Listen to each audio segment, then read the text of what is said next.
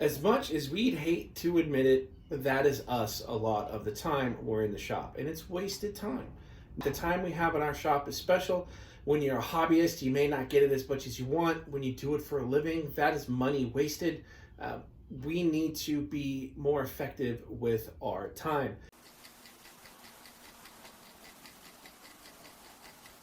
Now, we only have so much say as woodworkers in certain things. Like we have no say in the cost of wood, sheet goods, lumber, any of that stuff. But one of the things that is solely ours is our time management. So let's get started in number one.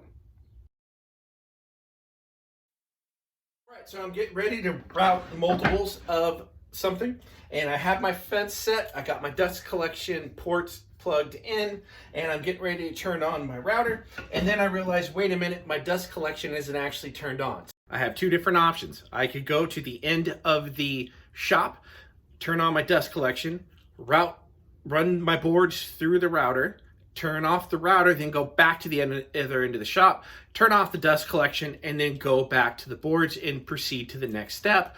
Or I could just do this. $20, link in the description of the one that I have. Remote start on your dust collection is a must-have. I did the first 8 months in my shop without this, and I saved minimum of 10 minutes a night. Number two, I have multiple of these small squares. Now, another alternative to this would be a speed square. I don't have any of those because I prefer these. I have these in multiple locations of my shop, link in the description. So I have one in my hand here. I have one on my wall there, right here, right here, and excuse me one second. Wardrobe change, and right here. Now, you don't have to get as many of these as I do, but the reason why I have so many of them is because I got so tired of looking for my squares, and I put these in every single location where I would need one. Oh, if you like the content, please make sure that you hit the like button, and also don't forget to subscribe for more awesome content. Now, a little bit more about myself. I was a physics and math major in college. I mean, I'm almost graduated. If I wanted to go back maybe a semester, but the problem is that was the old me. I don't want to math anymore. I don't want to have to try to take 15/16 divided by 2 and then try to find the middle of a board. So if you haven't already, just grab a center finder, put that bad boy on the end of the board, put your pencil in there, mechanical would be best, make your spot, and then use one of the many squares you should have, and then boom, put your line down the middle, resaw it, Bob's your uncle, you're good to go. So if you are a veteran of my videos, you have seen this view before, and that means you've seen this wall of 90-degree clamps. Now, that's not all of them, but those are so important. Get 90-degree clamps early and learn how to use them effectively. These right here I use strictly for glue ups. Those right there, that's made by another creator called A Glimpse Inside. His name is Chris, if I remember correctly. A great channel. I'm going to link in the description so you can watch the video. He makes those, and I use those 90% of the time. I use those for large glue ups, small glue ups. I use them for mocking things up. The other ones that I use quite often when I'm not gluing up and I strictly want a quick fix are these little things right here. So let's say I'm making a small box here and I want to make sure that the measurements are correct on here. I just swap those little bad boys on there. It puts them at 90 degrees, and then I can measure that from here to here is the measurement it's supposed to be. For me, I have to double, triple, and quadruple check things. I'm getting a little bit better, but since I've done it for so long, even though my measurements are now coming out what I expect them to be, I still check it. It's probably a good habit, but because I do that, these little bad boys are so quick to just pop in and out. You just squeeze them, put them in there, and there you go. Link for these in the description as well. So the reason why I prefer this one to this one, now this one is plastic, yes, and these are great. They're fantastic. They're worth the money. But These are a lot less expensive. They're made out of high quality birch. Chris takes the time to bust all of the sides down, puts a nice little chamfer on it so it doesn't hurt. But the reason why I like this one is because it allows me to use all this extra space in here, out here, and up here for clamps. Like right here and here are some of my favorite places to put clamps in, because then I'm able to put them in on the inside as well. That allows me to double clamp my corners, and it just works extremely well. So if you're looking for corner clamps and you don't want to spend a whole lot of money, but you want quality, I would definitely check this out. When it comes to setting the height of a table saw blade, there is nothing more time saving than setup blocks. For the cost of this, I got my setup blocks, and there is nothing quicker than just taking your setup block, making sure you have it the right way, roll it up, making sure it's at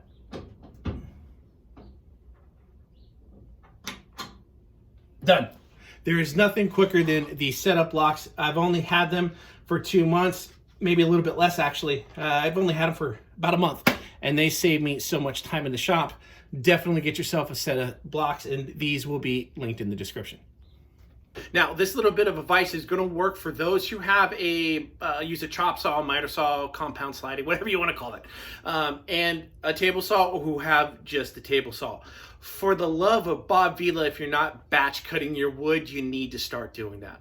Now, if you have a chop saw, it's so much easier. You do your cross cuts on the chop saw, make sure you got a cross cut blade, and you're doing your rips on the table saw. However, if you're like me and you go do everything from your table saw, I used to do my projects one step at a time, which is why the plans that I have for some of my things that I've already done are being redone, because I did them in the way that I thought I should work, which is A to completion, B to completion, C to completion. So make the top, boom, make the sides, boom, make the bottom, boom. Wrong, because now I was going from my rip blade to my cross blade, to my rip blade, to my cross blade, to my rip. I mean, I just kept doing that over and over, and that's too much time wasted trying to switch these things around. Also, you're also going to want to batch your dados. Now, this is me. I prefer to do my dados, if I can, on my routing table, because since I have a saw stop and I have to change the brake cartridge and I have to set the arbor and all that stuff, it could be a pain.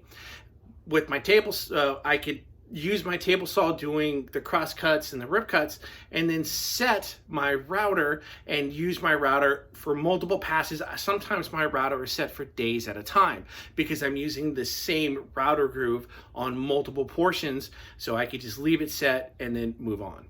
Now, some of you either grown up watching SpongeBob or you have kids that grew up watching SpongeBob. Either way, I'll admit it, I quote SpongeBob pretty much on a daily basis. There's one particular episode where him and Patrick are taking care of an oyster, and everywhere he turns around, he's showing that there's more dirty diapers. Well, before until recently, the dirty diapers in my shop was scrap wood, and I have a feeling a lot of people are like that. So whatever you do, make sure that you take the time, even if it means taking 2 days out of working, which is what I had to do, to organize your scrap wood, because looking for scrap wood that you need when you don't have it organized in some way that's easy for you to find it is the biggest and the most avoidable waste of time in your shop. Hardwoods, and I have them by species. This is my 3-bin system for cutoffs. Over here, I have things that are closer to squares and rectangles. In the middle, I have long pieces, and all the way on the end over here, I have pieces that are just for jigs and things like that. And of course, above me, we have my larger size sheet goods. Those are the ones that are actually earmarked for other projects that I will get to eventually. And then I have my embarrassing, super secret, nobody knows about it until now stash. Actually, seriously, what this is that all the pieces that I don't want to use in projects themselves come in here, and this is where I keep all the boards that I'm going to do all my practice runs on. So if I'm setting up a dado on my router table and I want to do a practice run and do a fitting run, this is where all that wood comes from for that right there. Now, speaking of wood and small shops, it is okay, and I repeat, okay, to have the lumberyard, home store, or whatever cut those down to a manageable size. Now, there is ways to cut wood in a small shop, and I'm going to go over them briefly, but I'll probably make a video on that sooner or later. You could use a track saw. You could use a circular saw with a blade, with a guide. You could use foam board like this right here. You can use your table saw with a second person. But if you're like me and it's just you and you're trying to save as much money as possible, when I do my cut list, I try to make all my projects, since I designed them myself, or I don't design it, I just make, and I have them cut them down to 2 4x4 pieces. Now, with that said, real quick, I do not recommend buying 4x4 pieces that are already cut. I have gotten those. In a pinch, I just needed it. This was before I even had a truck, because the wife is very particular about me putting sheet goods in the back of her Yukon. But I definitely recommend not doing that, because it will end up costing you more in the long run, and most of these places will cut it down. And if you go to one and they're not willing to cut it down for you, or they're not doing it in a nice, decent manner, go to a different lumberyard. There are plenty. Now I want to talk about a vise, but first I think we need to talk about workbenches. Workbenches. I cannot tell you how many workbench videos I watched before I built a box, before I even built a cutting board, before I built anything. Workbenches are so daunting, but it looks like everyone says you have to have them, especially if you want to use hand tools. You just have to have a workbench, because it's going to be racking. You're not going to get good quality, and it is just, there's so many videos out there. So let's make it simple. If you don't have the space for a workbench, right? If you don't have the skills to build your own workbench yet, if you're not ready for it yet, you feel like you don't have enough skills, or if you just don't have the money for a workbench, all you need is a portable, solid vise. Now, this is my face vise here, and I have actually said before that this is one of my favorite builds. I'm going to redo it sometime this year, make it a little bit more functional for everyone, not just personalized for me, and then put it out in plans. But this right here, I think, is the perfect for a small shop, because it gives you the track up here to be able to put biscuits and hold downs and clamps, but it's also a vise. And I recommend everyone have a portable vise in their shop, because that saves me so much time, instead of trying to figure out how to clamp things down in different ways if you don't have a workbench. Now, in the description, I'm going to put a video, because the first thing I did with that face vise was make it a bench top, and I'm going to see if I can find the picture of my beat up one now. Now, I watched a video by Kinder Works. How they only have 300 something subscribers is beyond me. That video alone is just fantastic. So please check that out after this video. You could get a face vise fairly inexpensive, pretty much anywhere. And having a vise that goes with you to each location in the shop, so you have a strategic and fast way to hold down work, to do whether it's a simple pass with the plane, a little bit of busting off with the chisel, even holding an odd piece up so you could take a piece of sandpaper to it. That is going to save you so much time. It's going to save you so much energy. And finally, one of the biggest mistakes that I made when I first started is I did not clean up the shop until the project was done.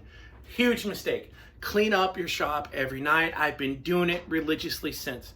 So about 3 or 4 months now, and it just makes the biggest difference. And honestly, I started because I was like, okay, well, I got to start doing videos. And then I realized I was getting a lot more done in the shop, because one, I mean, let's be honest, when you walk into your shop, just like your house, and it's freshly clean, I mean, it is just, your attitude lifts. And really, when it comes to, I mentioned that there's only a few things that we have the ability to adjust, or that we have any say in when it comes to woodworking.